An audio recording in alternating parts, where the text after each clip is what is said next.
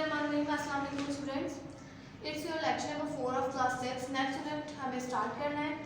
It's from section history, unit number 18, Buddhism and early kingdom. तो आइए इस unit में क्या बताया जा रहा है हम बुक में पढ़ते हैं। ओके तो students, it's your chapter number 18, Buddhism and early kingdom. Unit section history हमारा स्टार्ट हो चुका है। Unit number 18, page number 83। What is Buddhism? Buddhism एक मज़हब का नाम है।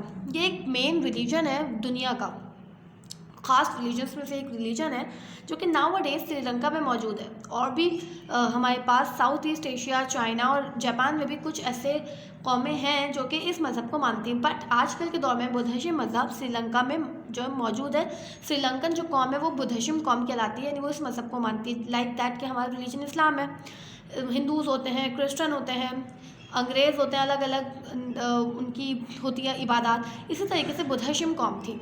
ये बुद्धिज्म जो मज़हब था ये हुआ कैसे, ये फाउंड कैसे हुआ, ये बना कैसे? तो एक नॉर्थन इंडिया के प्रिंस थे। It was founded by prince from northern India name Siddhartha Gautama. Siddhartha Gautama उन प्रिंस का नाम था। ये नॉर्थन इंडिया के प्रिंस थे। 1563 में 29 साल की उम्र में उन्होंने, एज ऑफ 29, उन्होंने जो है इस दीन को इस रिलीजन को उन्होंने जो है वो फैलाया। है तो गलत चीज़, जाहिर सी बात है, शिर्क करना तो गलत है। तो उन्होंने इस चीज़ को फैलाया कि इंसान जो है, उन्होंने बहुत सारी ऐसी चीज़ें देखी कि ह्यूमन जो है वो सफ़र क्यों करते हैं, क्या बीमारी की वजह से कि पुअर की वजह से।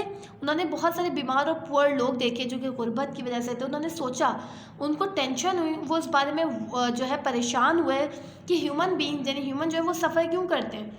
सफ़र मतलब कि वो जो है उनकी ज़िंदगियों में ऊंच नीच क्यों आती है, वो हमेशा खुश क्यों नहीं रह सकते। जो देखने के लिए उन्होंने अपनी फैमिली छोड़ दी, अपनी वाइफ छोड़ दी, अपना घर छोड़ दिया, इनफैक्ट अपना किंगडम, वो प्रिंस थे, उन्होंने अपने किंगडम तक छोड़ दिया। बट उनको ये रियलाइज़ हुआ कि वो बहुत ज़्यादा गलत थे। जो लोग जो सफ़र करते हैं, यानी जो उनकी ज़िंदगियों में उतार चढ़ाव आते हैं, वो सिर्फ इग्नोरेंस और ग्रीड की वजह से आते हैं, लालच और किसी को इग्नोर करने की वजह से। लाइक दैट कि अगर हम किसी की बात सुनेंगे, अगर कोई बहुत बूढ़ा शख्स है, अब जब जैसे जैसे इंसान बूढ़ा होता जाता है उसका नेचर जो है वो बच्चों वाला होता जाता है। अब जब कोई बूढ़ा हो गया, अगर हम उसको तसल्ली से बैठ कर सुने, वो कितना खुश होगा। इसी तरीके से अगर हम उसको इग्नोर करेंगे तो उसमें फ्रस्ट्रेशन बढ़ जाएगा।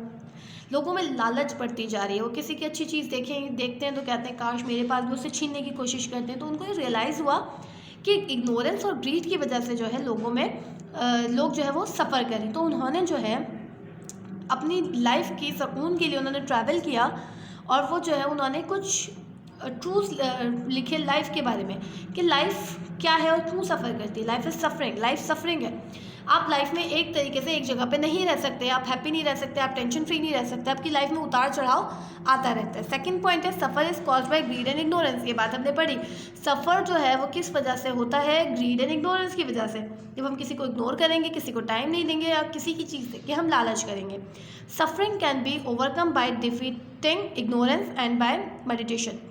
हम सफरिंग को ओवरकम कर सकते हैं, उसको ख़त्म कर सकते हैं। किस तरीके से? इग्नोरेंस को डिफीट करके, हम उसके अगेंस्ट जाके, उससे लड़ के, हम इग्नोरेंस को ख़त्म करके, ग्रीड को ख़त्म करके, उसकी मेडिटेशन ये है, इसकी दवा ये है कि हम उससे लड़ें और उस चीज़ को अपने अंदर से ख़त्म करें, तो हम सफ़र करने से रुक जाएंगे। People must follow the 8-fold path.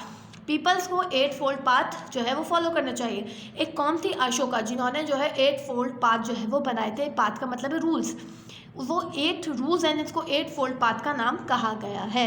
जबकि उन्होंने जब अपने लाइफ के रेस्ट के लिए ट्रैवल किया और 4-fold नोबल ट्रूथ जो है वो लिखे। ये ज़िंदगी की हकीकतें उनकी नज़र में जो थी, उन्होंने ये 4 हकीकतें जो है मेंशन की।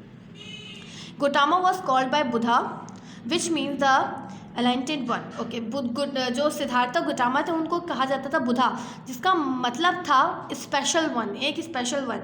आज जो बुद्धिज्म कौम है वो उनकी जो मूर्ति है उसको भी पूजते हैं। उसके अलावा इस टाइप की कुछ मूर्तिज़ होती हैं जिसको वो पूजा करते हैं।